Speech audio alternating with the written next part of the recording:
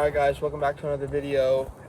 So I've been getting some questions recently about how I'm going to be mounting my solar on the roof of my van, and honestly, rightfully so. I have these two Thule roof boxes up on the roof for extra storage. The one on the left hand side is going to be a Thule Atlantis that I picked up off Basic Marketplace for $20. It had two cracks on the top, but I just repaired those super easily, and then we went ahead and wrapped around the box. The one on my right hand side is actually going to be the Thule Force 625. It's a little bit of an older model, so I got that one a couple years back for $100. I think I paid $100 to $150.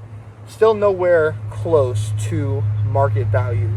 So if you're in the market for a roof box, you'll find an amazing deal on Basic Marketplace. I guarantee it.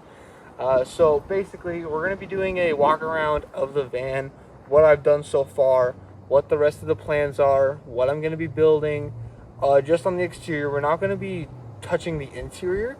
I'm trying to keep the interior a little bit more secretive. I'll do more videos on the inside, but I'm still kind of figuring out what I want to do on the inside for cabinetry and how I want to set it up. But the outside, well, I have dialed exactly how we're going to do it.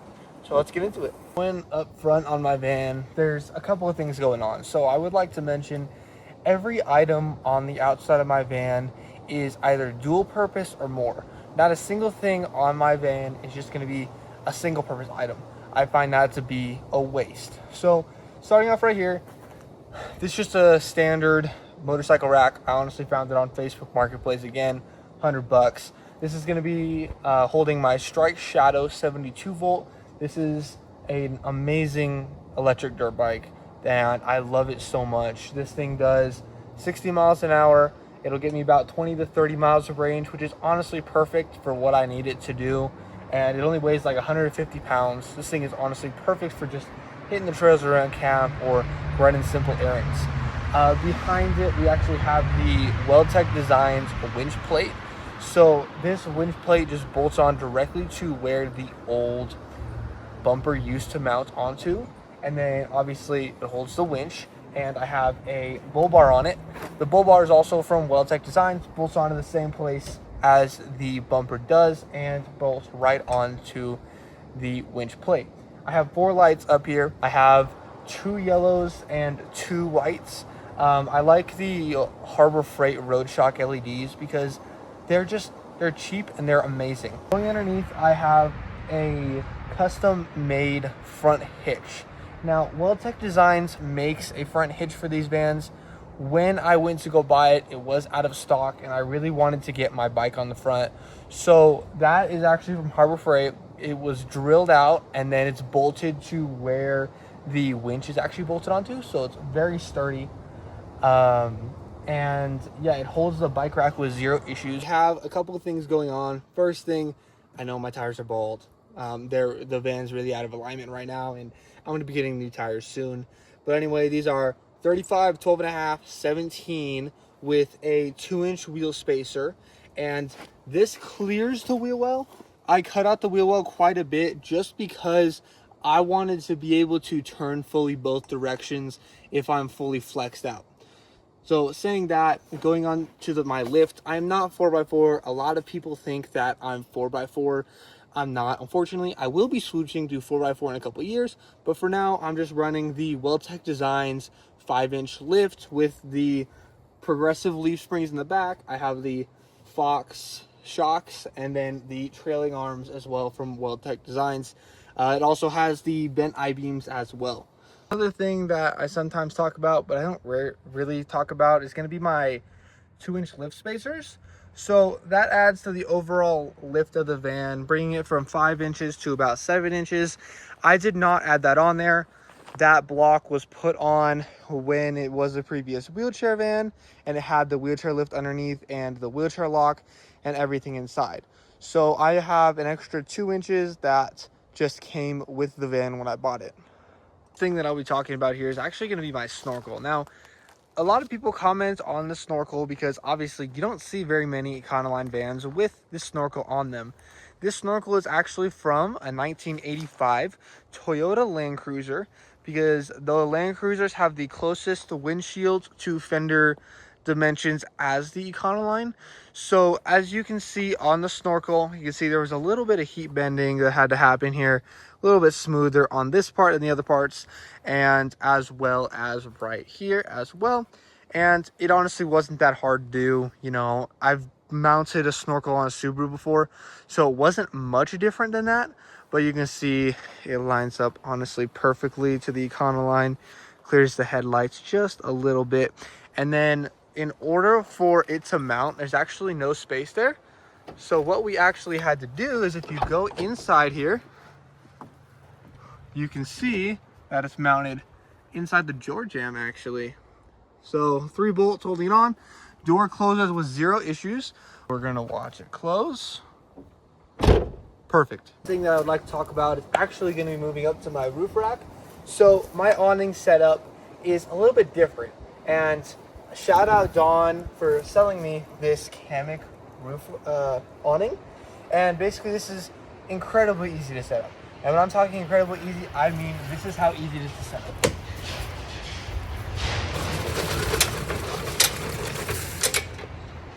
That is literally how easy this awning is to set up. It's fully set up right now. It has poles. I don't need to use them because it is a freestanding awning. I've had this thing out in up to, I think it was 40 to 50 mile per hour winds out at a place called Usal Beach. It was incredibly insane. The awning took it like it was just another day. And this awning I would recommend to anybody and everybody looking at purchasing or even building a van, because these things are amazing. And it's just as easy to put away.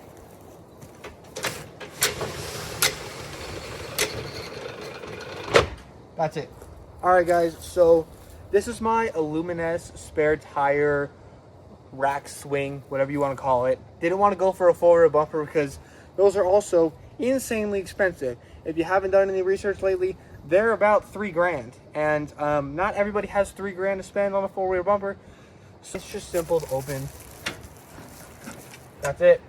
There's nothing fancy going on about this rack. Just as simply as I open it. Now, I'm going to be making something that I've never seen on another Econoline, and that is actually a vertical bike rack going on this door. Now, you see them a lot on the Sprinter vans, and you're going to see them on the ProMasters and the Transit vans.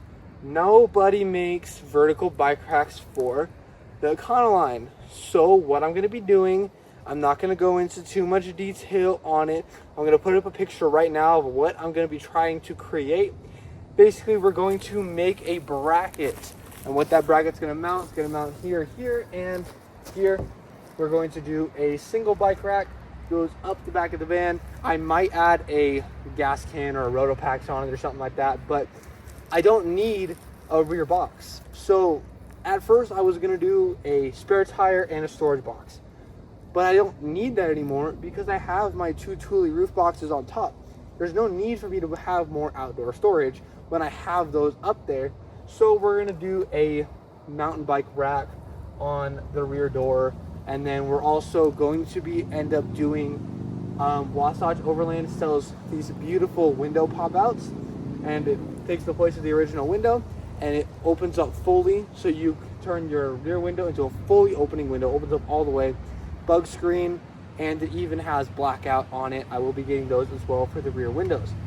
All right, guys, so going up top to my van, first things first, we have these 2 Vantech USA roof bars.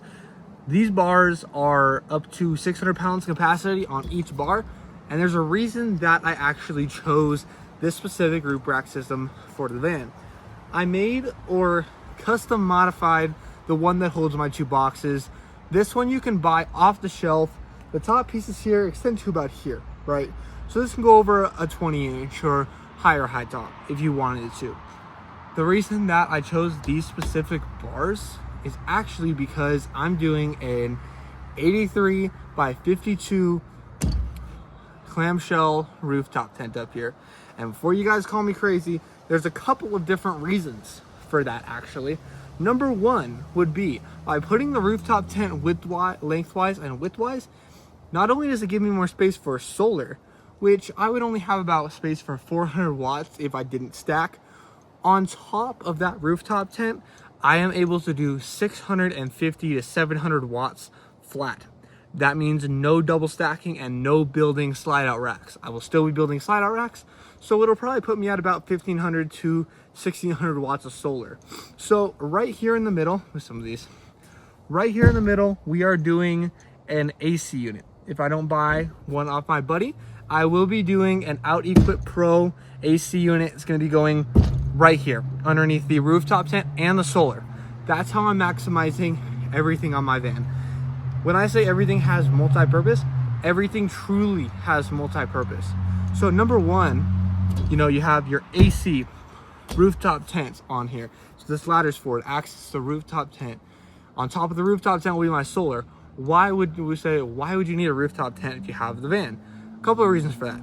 Number one is going to be, I have a decent sized family and a large friend group. And some of my friends don't have rigs or don't always want to take their rigs on trips. You know, everything's getting more expensive, which is understandable. So having the rooftop tent allows me to have another person or two, and I can say, hey, I got a place for you to stay, so you don't need to bring your rig. Flip open the tent, already got my solar on there, everything's good. Why am I mounting the solar on top of the rooftop tent? There's another thing. It is a clamshell unit, so it opens like a clamshell, obviously. It turns into a pyramid shape once it's open. It actually open the rooftop tent. It'll only be able to open to the driver's side, which I know already. But if I turn the van around, I can have it pointing whichever direction I want, getting maximum amounts of solar. So if flat, I'm only getting, I don't know, 300-400 watts of solar max, I can flip that up directly at the sun and be getting maximum input possible. So I'm above the van right now, and I have my 2 roof boxes and my max air vent fan in the middle. There is just barely enough space for that thing to breathe on each side. The boxes can open with the vents closed. They cannot open with the vent open. So right here, as you see, there's a gap here, and as I said, there's no space wasted, so we're doing another 50-watt solar panel right there. And then we are going to be mounting my Starlink somewhere over there, probably in front of the roof vent fan, as well as my cell booster. Those two have not been fully decided where they are going to go, but yeah, pretty much almost done with the roof rack setup. Alright guys, so as I was talking about earlier, I was talking about building a vertical bike rack for my mountain bike. And as some of you may have been thinking, how am I going to get that bike rack onto the vertical bike mount? And that's a valid question, so I'm going to answer that.